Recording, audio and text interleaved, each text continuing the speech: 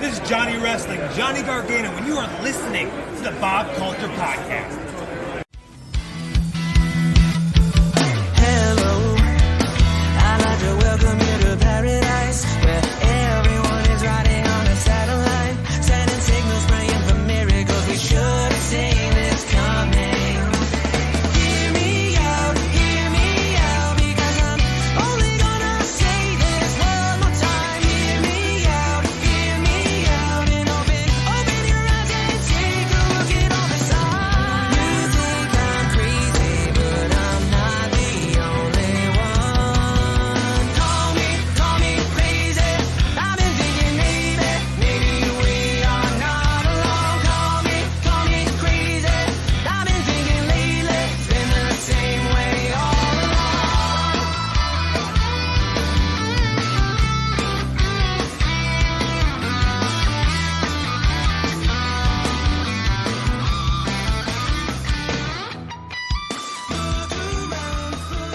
All right, ladies and gentlemen, welcome to a very special episode of the BCP Shameless Promo, brought to you our sponsor, well, IWA. Check them out in Nutley, New Jersey. It's going to be April 22nd, guys. Get your tickets now. IWA. It's going to have an amazing show. They present Mayhem, featuring the Vicious One. She's the women's champion over at IWA. She's a champion everywhere she goes. She's going to be fighting on the same show as this guy, taking on the Renegade Twins, but I digress because I'm supposed to be impartial here. Don't want to bury the lead, guys. Please welcome to the show. He is the youngest ever Warriors of Wrestling World Heavyweight Champion, on record saying that. He is a former tag team champion over at Warriors of Wrestling. Please welcome to the show, Mr. Roger Mendez. Roger, welcome. Make an applause track. How are you, bro? What's going on, man? How are you? Robert. I'm here, man. I'm happy to be talking to you, man. I'm a little under the weather, man, but I was like, I'm not going to miss this interview with Roger because let's be real, man. You're the guy, like I said, former youngest world heavyweight champion over at Warriors. We'll talk about that in a little bit, man. As a journalist over here, don't want to bury the lead, my friend. Got to talk about this, man. We saw you having that opportunity against, well, our two-time independent male wrestler of the year, Darius Carter. That's right, undefeated in that category. A guy, four-time world heavyweight champion over at Warriors. You had that opportunity, and out of nowhere, someone you know very well, maybe someone you considered a brother at one point, Max Bane, he sets his table. What is it?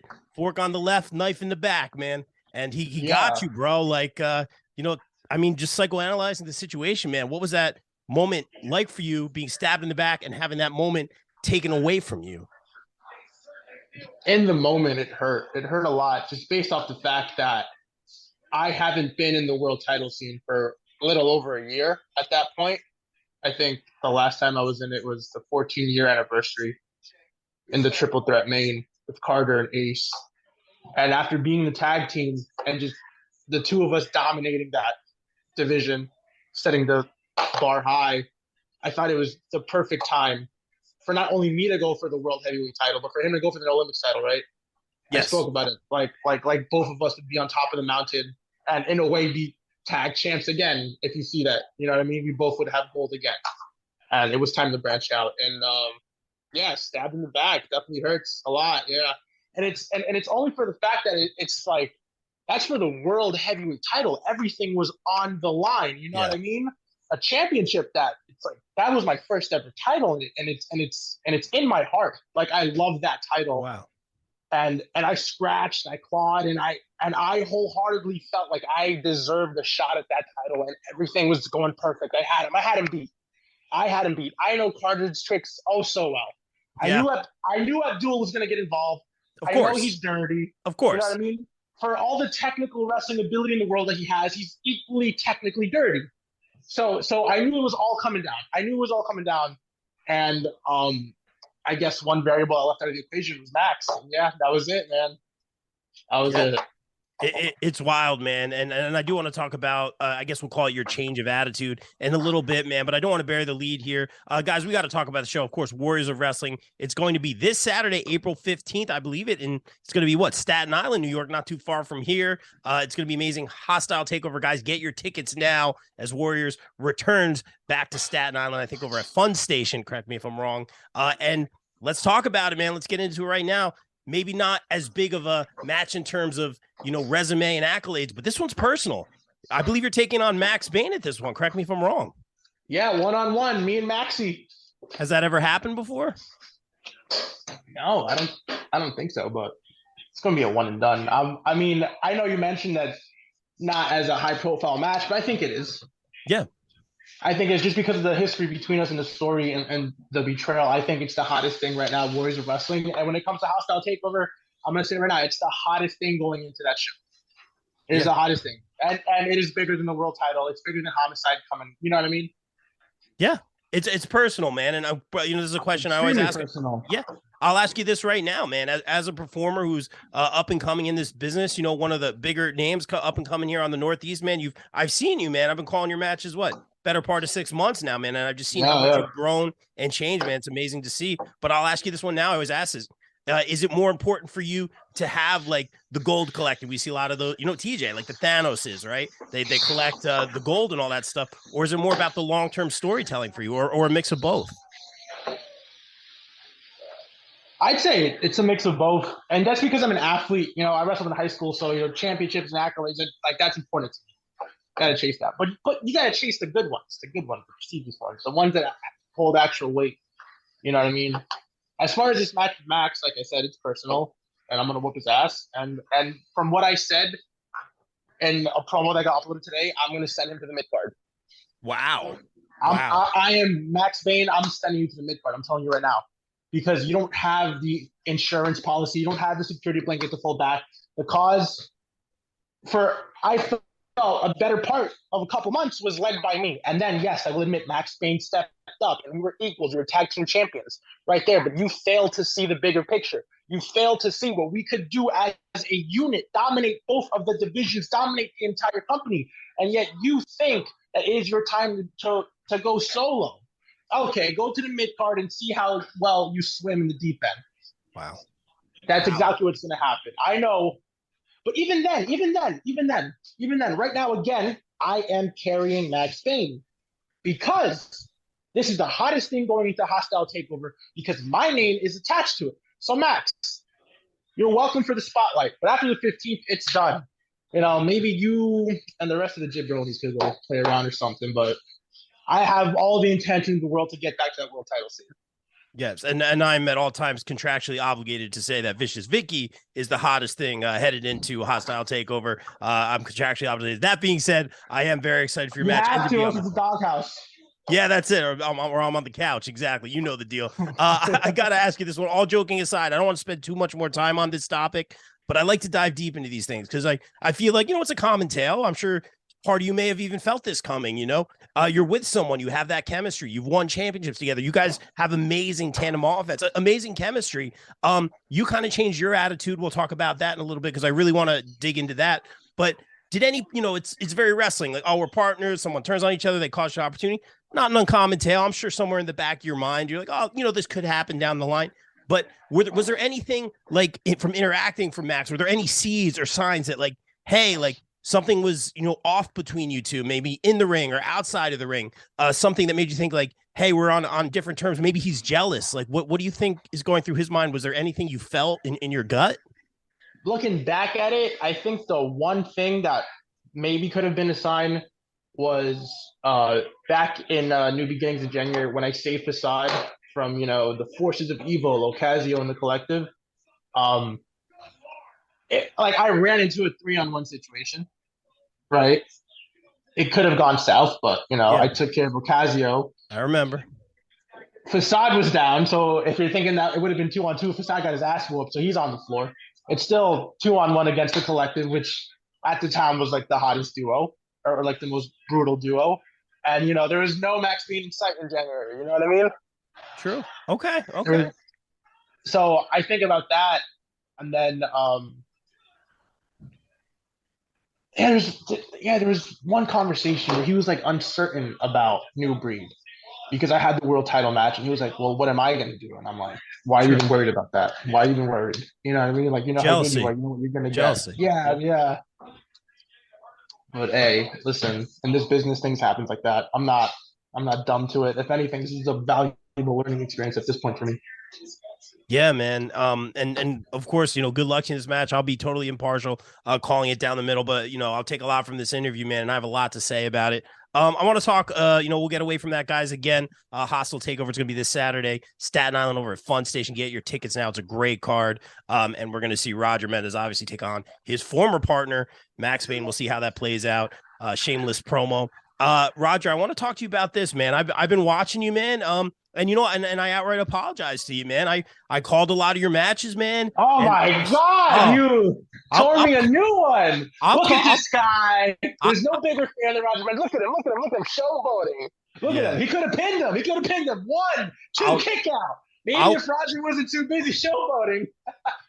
And you know what, Roger? I'll call it down the middle, man. I'll be the first person to admit when I'm wrong. I'll say this. I watched a lot of your matches. First of all, hell of an athlete, great look, great job in the ring. And I personally felt, and maybe, you know what, and maybe I should have been more impartial. Maybe I should on the call. But calling your matches, man, I'm like, this guy, every time he hit a big move, pose for the camera. I mean, it was a different Roger Mendez than we have now, man. I like the change a lot, man. I want to say I'm behind you, but I'll be impartial here on this one. Yeah. But just in terms of morality and things of that nature. But you went from this, I'm just going to say it, this cocky heel to, some underhanded tactics to every time you hit a big move, a little pose, working the cameras. Good job out of you. But, wait a little too long before those pinfalls. I'm like, I don't know. I've never seen someone so proud of their handiwork. Maybe Darius Carter. But that being said, man, what changed in you? What made you change? I know you came out and made the save. What changed in your mindset? Because I want to know, like, what goes on behind the scenes there, man. Like, what changed inside you, Roger? It's definitely something that's been brewing for a while. I think like when I came to the realization, it's probably after the Staten Island street fight. You know what I mean? Cause couldn't challenge for the tag titles anymore. That was the big stipulation of the street fight. And then at that point, it was just like, I remember I had a conversation with Joe, right? Okay. Joey B is my trainer. Joey B's the man that gave me the opportunities. And Joe was just like, someone's got to step up. Someone's like got to be the face of this. Someone's got to be the guy to take the lead and take the reins of this whole operation. And I knew I wanted that world title back for the longest. And I was just like, no, he's right. And like, the only way to do that is to get my hands on that world heavyweight championship. But I've grown, I've matured since the first time I captured the world heavyweight title. I was 21 at the time. And I appreciated it. It was an honor to me. It was everything to me. But once I had it, I had backup. I had Jade. I had Max. I was running through opponents, running through challengers, ran into the wall that was known as a Joey Ace. And I was just so overconfident and so full of myself at that point that I thought I was untouchable, right? Literally everything in the palm of my hand, just like that. I was like, what the hell is Joey Ace going to do? The steel cage? I'll whip his ass. Yeah. And all it took was 3 seconds. And like that, the count of my fingers, it's all gone. And like, I've grown, I've matured from that. And I never took that title reign for granted, but I definitely learned a lot. I learned that I couldn't just be complacent. I couldn't just rely on the backup that I had at the time of the cause, or because I'm the champ, I'm so good, and like let it all get to my head. You know what I mean? And then after losing the tag titles, I realized that was it. That was it. I had to, I don't want to say the right way, you know what I mean? But I had to take a different approach. Yeah. And I appreciate you sharing that, man. I think you were humbled a little bit, 1 second you have everything's going the right way. And, sometimes things need to change, whether it be your attitude, your partner. In this case, man, it's crazy. You mentioned Joey B does a great job over at Warriors of Wrestling. Talk to us a little bit about your relationship with Joey B. Obviously, your boss and trainer here. Tell us what Joey means to you. I mean, without Joey B, there's no Roger Mendez. That's it. Point blank, period. You know what I mean? I'm forever grateful for the opportunities that Joey B has given me at Warriors of Wrestling, because, if Joey B didn't give me an opportunity, then I probably wouldn't be like living my dream at the scale that I am. You know what I mean? It just is what it is. Joey B has guided me. He's mentored me. He's taught me pretty much a majority of my moveset, and just taught me how to be a man too. You know what I mean? Yeah. That's where that conversation that I was referring to comes from. I was, I think, you know what I mean? Yeah, that's deep. That's good stuff, man. That's awesome to hear you have that kind of relationship, and like you said, maybe kind of was part of the reason you've changed your ways, man. This is a two-part question. First, I want to ask you this, Roger. You know, I'm not Mr. Fantasy Booker over here. We try to stay away from that on the BCP, but I do got to ask you, man, especially at Warriors, man. We see a lot of talent come through that locker room. You mentioned Homicide earlier. The Renegade Twins will be in action against the Vicious One and Jade. We've seen so many big names come through. It's amazing to see. The Kingdom was just there. The list goes on. It's so cool. I don't take it for granted when I see a lot of this AEW talent, worldwide national talent in these locker rooms every time I'm back there doing interviews or commentary, whatever it is. It's so cool for me to work with them, but it's also so cool for you guys to step in the ring with them.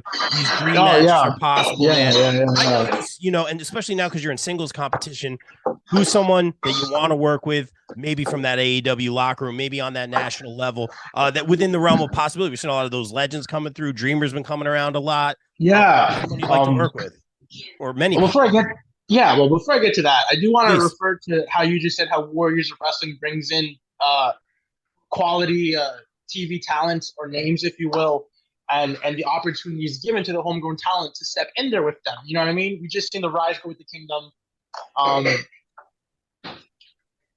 Me and Max had Jimmy and his daughter, Jimmy Wang Yang.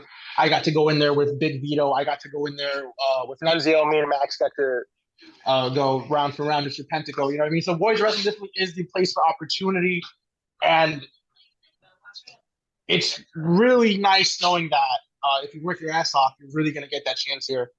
And as far as someone like on a national level, you know what I mean? He's currently like not on TV now, but you know, maybe like a Chavo Guerrero, maybe like a Matt Cardona. You know what I mean? Cardona's around. Oh yeah. Woo. Yeah, whatever. Yeah, Bring Cardona. him. All right, Joey B, if you're watching this, man, we always like to manifest things out here on the BCP, not fantasy book, but manifest. So Matt Cardona, shout out Matt in the last match musical. Got to shout those guys out for something very different in the world of wrestling. Shameless promo.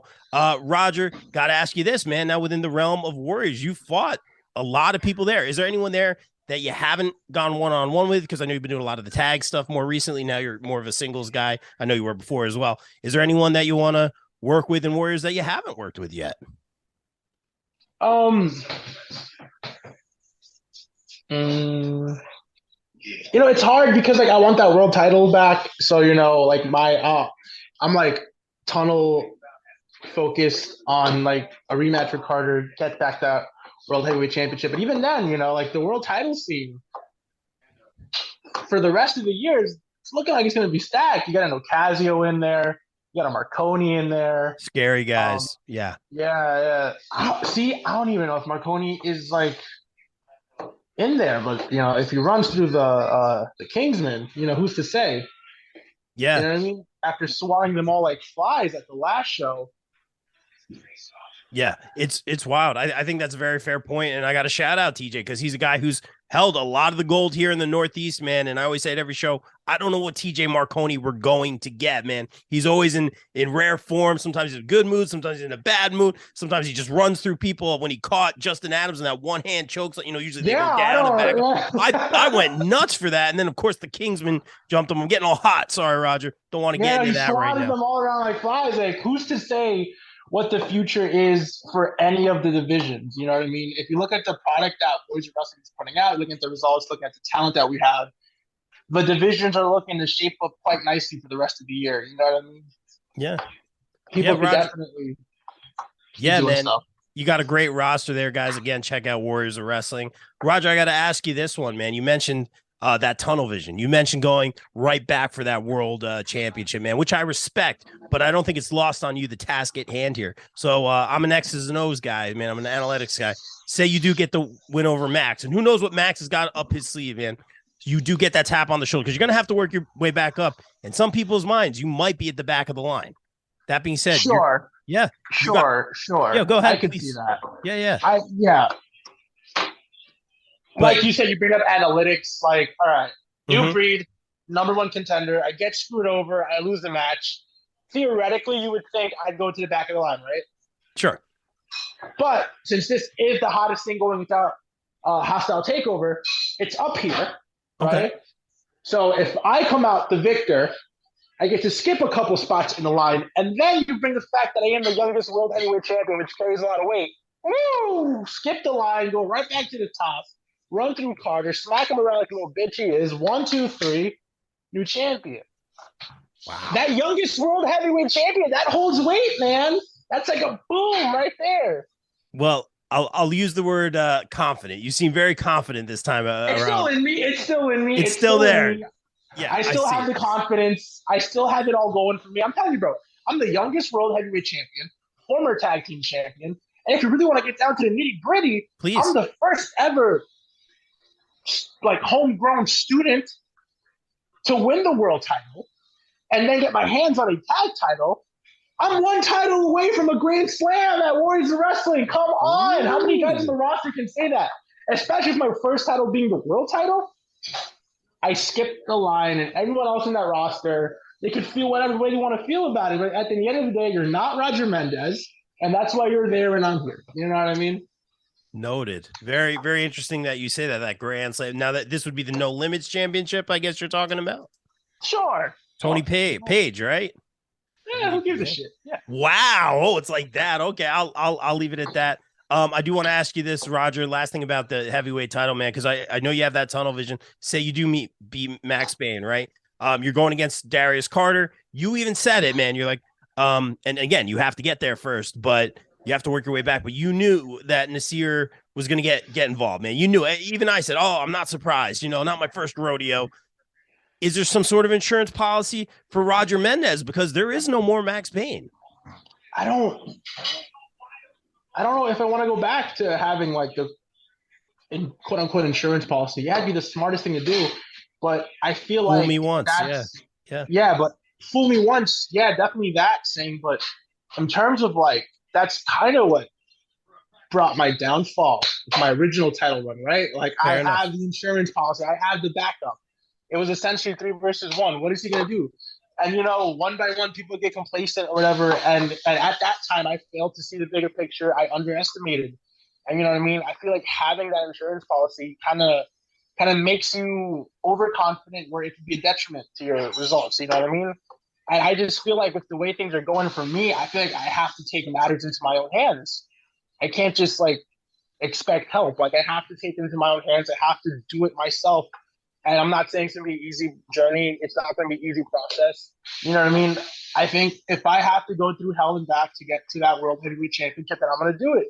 And if I'm at the gates of hell right now with Max Bane, who's probably going to bring some level of insanity that I've probably never seen before. Because I know him well. He's very unpredictable. The kid's insane, sadistic in the head.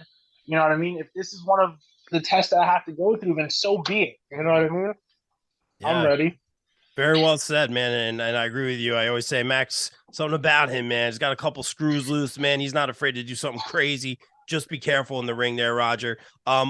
Just a few more questions for you, Roger. I want to be respectful of your time, man, but I got to ask this one, man. We're seeing a lot of those people that you work with, man. A lot of people here in the Northeast getting that proverbial tap on the shoulder. They're getting those AEW darts, those PWI 150s, man. Is that a short-term goal for you? What are the goals for Roger Mendez, short and long-term moving forward? Definitely like one of the main things to do on my to-do list. You know what I mean? I'm very honored and privileged that I got the opportunity to go at Arthur Ashe. You know what I mean? So that's right. Yes, that's right. I was there. Yes. And congratulations on that. Yes. Thank you. I was like, definitely to do it again would be great. Yeah. And did you have a good experience at AEW? Oh, it was cool. Yeah. Yeah. That's awesome, man. And that's why I love y'all having this opportunity, man. And Roger, I see if you keep the good attitude, man, a little less cocky, a little more confident, you seem a little bit older, a little bit wiser, man. I will call your match right down the middle. But before we get out of here, Roger, the stage is yours, man. I'm sure he's going to be watching, man. Anything you have to say directly to Max last time before your match this Saturday? No, I hope you're watching, Max. I hope you're watching, and I hope every word I said pisses you off, because I hope you come in at 100%. Because if you don't come in at 100%, I'm going to show you exactly why I am the guy at Warriors of Wrestling, why I am the franchise, why I am the best homegrown talent this place has ever freaking produced. Okay, it's time to see if you can even hang with the top guys in Warriors of Wrestling. I'm not there to tag in. You're not gonna get saved by me anymore. Wow. All right. And if you don't bring your best, I will bring you to school. I will show you why the level you're at is not the level I'm at. There's levels to this. All right. And let this be a learning experience for you. Because when you're laying there regretting the shitty decisions that you made, you're probably gonna realize Roger Mendez is always number one.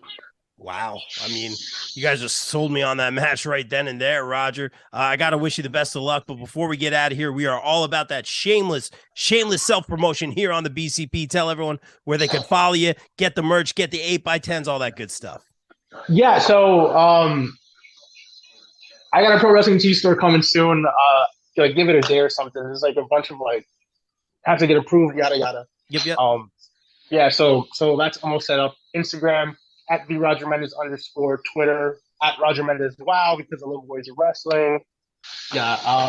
Facebook Roger Mendez. And subscribe to Warriors of Wrestling on all social media platforms, man. Come to the show, watch. You know what I mean? Love it, man. Roger. And subscribe to the Bob Culture podcast, yeah, too. There you go, my guy. That's what we want to hear. Shameless pro. I appreciate that. You're my new favorite at Warriors, other divisions. You're my new favorite over at Warriors. Roger, thank you so much, man, for making the time. I'm glad we got to talk about you, this matchup, man. Thank you for making the time. Continued success you move forward, my man. Thank you so much. No, thank you for the opportunity, man. I'll see you around. Anytime, bro. Guys, again, Warriors of Wrestling this Saturday, Hostile Takeover over at Fun Station, Staten Island, New York. Get your tickets now. And guys, like we always say here on the BCP, everyone stay safe, stay positive, take care of each other. We out. Peace. We out. Hello, I'd like to welcome you to paradise.